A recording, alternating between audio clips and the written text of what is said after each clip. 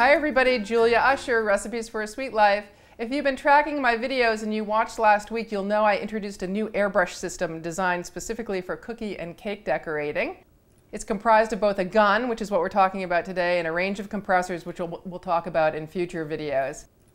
I was distinctly privileged and honored to have worked with Bakery Airbrush company here in Chicago, Illinois, or just outside Chicago actually, to design this gun. They're a long-standing player in the airbrush business, having worked for 45 years making guns for all sorts of applications. So it's been quite a privilege and honor. It's been a year-long design process, so I'm super thrilled and super confident in the product that I'm bringing to you guys.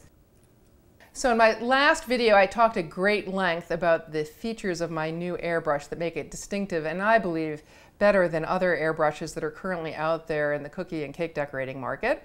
Just to quickly recap, one, it's got a large coloring cup on top, which is great for production runs. I also operate my gun at a 90-degree angle, so this is a great preventative against coloring spills.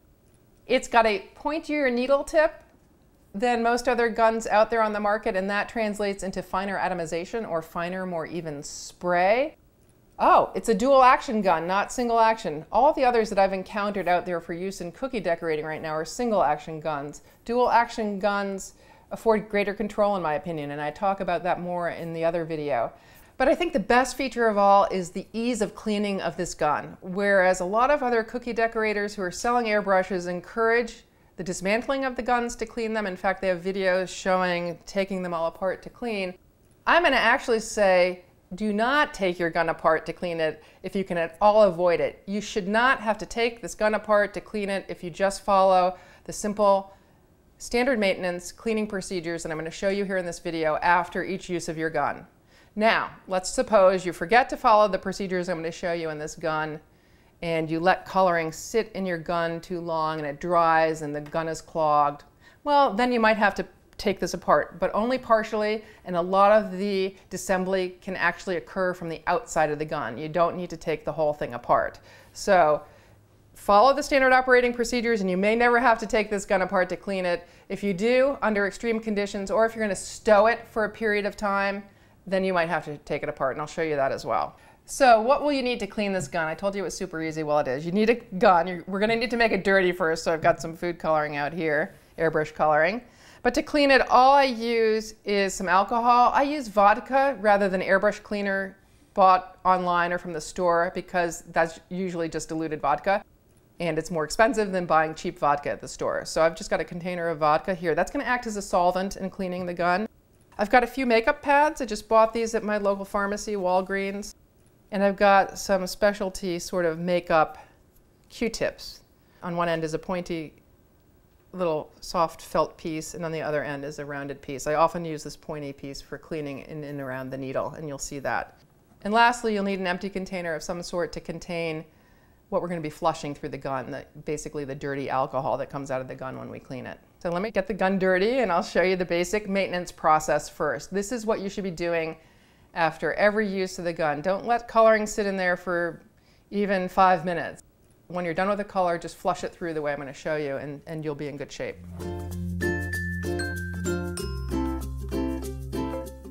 Okay, so first we got to dirty my gun. It's brand new, so I'm going to run some black food coloring through here so it'll be really obvious on video when we've got the gun thoroughly clean.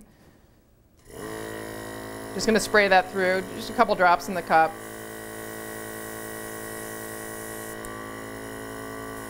Now let's suppose I just finished airbrushing with black and I was done. And this is how I would normally clean between colors, also how I would clean at the end of the day. I've still got a little black in there unused. Well, I don't necessarily want to waste this. So this is step number one in the general maintenance cleaning process. Try to save whatever food coloring you haven't used by just pouring it back into the container. There's no need to flush more coloring through the gun if you're about ready to clean it out. Okay, so we've got most of the coloring out of there, not all of it, but most of it, and any coloring saved is money saved, which makes my business more profitable, and that makes me happy, so that's good. We'll put the coloring aside. My second step in routine cleaning is I want to get any residue, big residue that's in the cup, out of it. And I prefer to not flush it through because I'm just going to dirty these elements of the gun. Inside here, there's a nozzle tip that directs the flow of the coloring. And if I push more coloring through, I'm just going to dirty those interior elements and make it harder to clean the gun. So I'm going to get as much as I can out the top. And to do that, I just squeeze in rather, a little bit of the alcohol, actually a lot. I like to fill it up. And then I use that Q-tip to kind of wash down the sides. And then I pour out the extra. You can do it on paper towel, or you can pour the extra alcohol into your container you've got here. Now you can see there's still some stuff here. I'm going to do that one more time, and then I'm going to take a clean pointy tip and wipe around in here with the Q-tip to get any coloring that might be stuck up against the needle. And we'll flush it one more time. And now you'll see that the cup is largely clean. So I'm ready to move on to step 3 of my routine maintenance, which is cleaning out the coloring that's made contact with interior parts of the gun, namely the nozzle tip and some of the elements inside the front end of the gun. And just to show you what I'm attempting to clean, I'm going to pull out a little diagram and give you an idea. So to understand this step and why I'm doing it, it's helpful to understand how coloring flows through the gun and what it hits inside. What you see here is that the coloring actually flows around the slender needle that runs through the center of the gun, and it also makes contact with the interior of what we're calling the nozzle tip, so this area. But the coloring actually doesn't make any contact with elements further back on the gun near the trigger. So just to show you another diagram, here's my gun completely dismantled. So what I'm talking about is the coloring will make contact with this needle, but not at this end. It'll make contact with it when it's up here protruding through the nozzle tip. The coloring will also make contact with the interior of this nozzle tip, but it generally doesn't make contact with the nozzle head, the spray regulator, or the nozzle guard, 3 other elements on the front end of the gun that serve various functions but also help to keep the nozzle tip in place. So really the elements we're focusing on cleaning through the next step are the interior of the nozzle tip and the very end of the needle on this end of the gun. And we're going to do that without taking any of these 3 elements off the gun. So to do that, I like to fill the cup again with alcohol. Now turn on my compressor. And what I'm going to do is I'm going to suffocate the air coming out of the gun by just gently covering the end here, not pressing too hard because I don't want to stick my finger into the needle. You can also retract the needle a little bit if you need to. I'm just gently press here, and that's going to create a bubbling effect in the cup, which will kind of regurgitate any color that might be on this end of the gun up and out through the cup, and I can dump it out through the top. And 99.9% of the time, that's absolutely all you need to do, this regurgitation process and a couple more flushes of alcohol through the gun to clean it. No disassembly. So here, suffocating the air, pushing down to make sure the air flows and pulling back a little bit. And you'll see that bubbling up, and I'm just going to dump that out. And you'll see how much coloring came out there. I'm going to take this pad here and clean out any extra coloring here now, so the cup looks pretty spanking clean now, but I am going to regurgitate one more time, and if a lot of coloring comes up, you'll know that I'm actually being very effective in getting coloring out of the front end of the gun. Either that, or if it comes back clear, it's largely clean already through the one regurgitation. So bubbling, bubbling. And it's light gray, so I'd say I had a little residual color in there that helped get out. And then my very last step is just taking more clean alcohol and just flushing it straight through the gun to push things out in the opposite direction. And I'll do this on paper generally until I see that the spray is completely clear. Depending on how well I've done the other steps, I may have to just run 1 coloring cup full of alcohol through, or I may have to do it twice. But generally that's enough. Already this is running quite clear, as you can see. I'm doing this not on paper, but on paper towel, because the paper towel is a little more absorbent. I don't get my counter as wet. But you can see it's quite clear. I have no gray residue coming out. So I'm just going to run that all the way through, and I'd say that's it. That's clean enough at the end of the day, and certainly clean enough when changing between colors. And my very last step is to turn the compressor off, turn it upside down and drain out any alcohol, and then dry with these little makeup pads. Now, if you see coloring on the outside of the gun, also you can just wipe it off.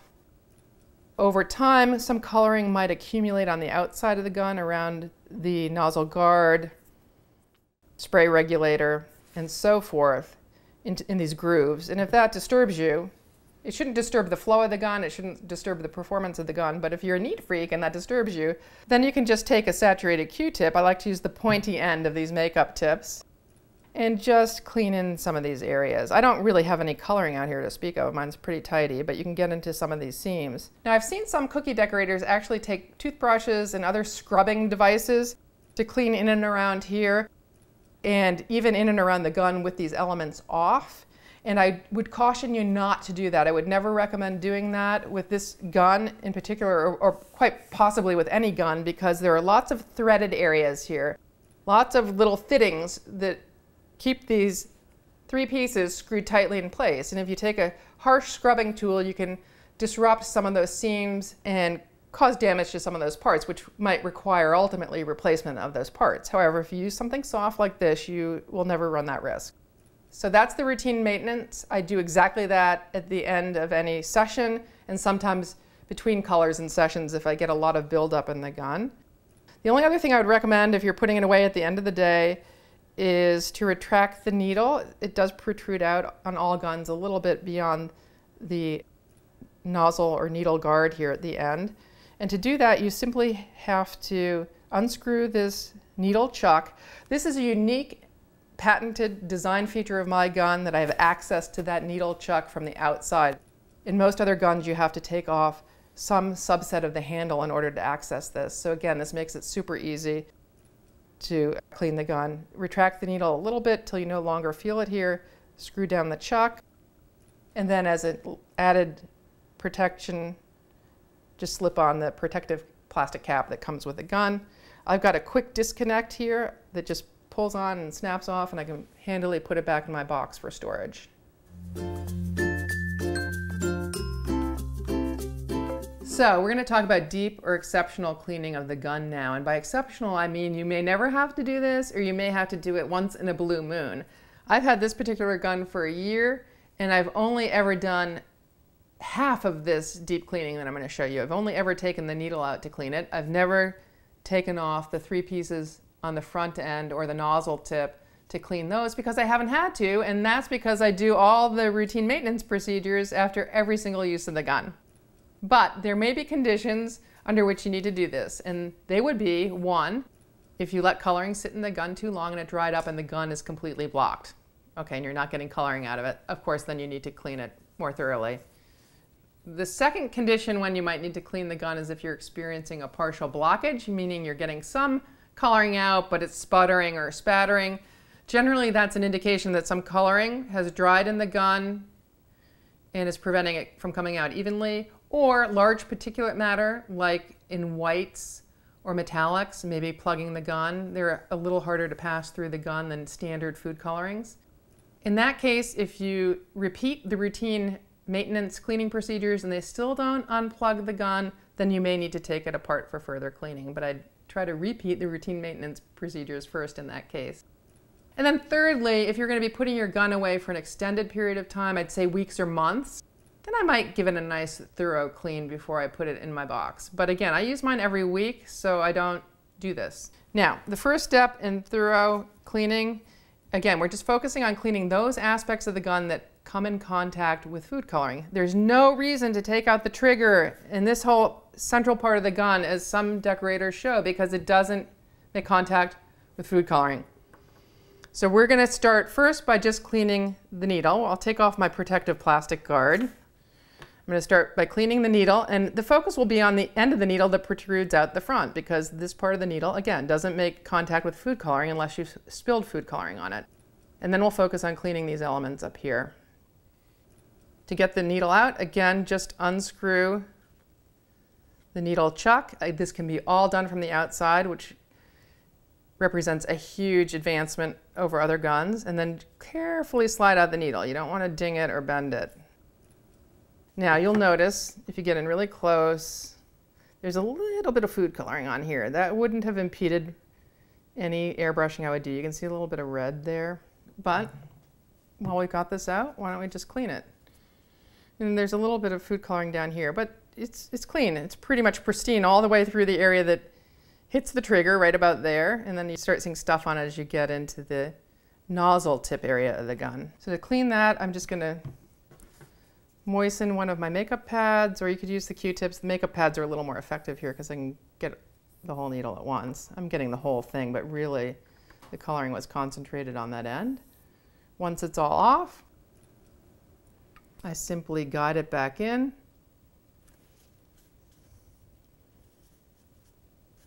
I'm not going to put it fully forward. It will stop when it's fully forward, and that's when it's sticking out from the end of the gun a bit.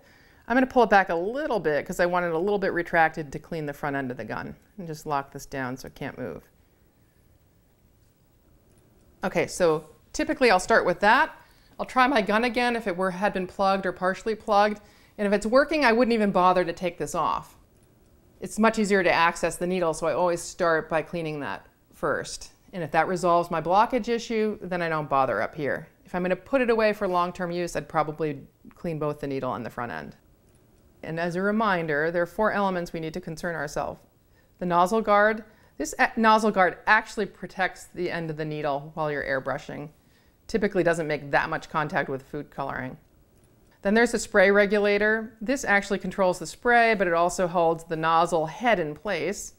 And the nozzle head holds the nozzle tip in place. And that's the part that guides the coloring out of the gun and directs the flow. And it is the piece that comes in most contact with food coloring. So that's the one we really want to concentrate on, but it requires taking off these 3 pieces to get to it. I like to do it over paper towel or bubble wrap because these are small pieces, and if they fall, if you fumble and they fall, they could get damaged, particularly the nozzle tip, which isn't a threaded piece. It'll just drop out of the gun, so you need to be aware of that. My needle still protruded a bit, so I'm going to retract it a bit more. Just so I just see the nozzle tip. What's sticking out there now is just the nozzle tip, so the needle's completely protected.